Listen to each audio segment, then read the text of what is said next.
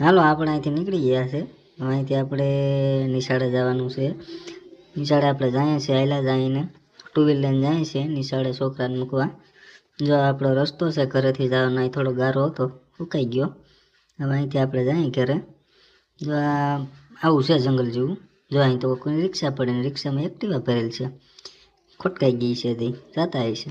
પછી અહીંથી જવાનું ચૂલો હમું દેખાય આપણે બગદાણા બાપાનું મંદિર છે, આરામાં પીર બાપાનું મંદિર છે. પછી અહીંથી હાલ્યું જ જવાનું, કાસો રસ્તો છે, સારો છે.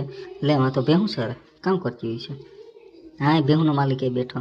અહીંથી આપણે વળી જવાનું છે ડાબી બાજુ, તો આપણો નિશાળે જવાનો રસ્તો આવી જાય છે. અહીંથી આપણે હાલ્યું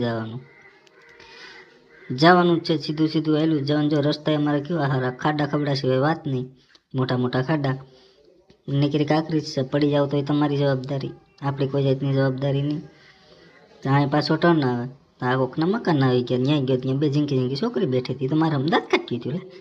પછી હું તો અહીંયાથી પાછો ભાગ્યો નિહાર જતો તો વાં જોયું તો નિહાર કોઈક છોકરા બાંધતા હતા. પછી મેં અહીંથી કેમેરો બંધ કરી દીધો કે હવે ગયું. હવે અહીં કોઈક છોકરા બાંધે તો આપણે પછી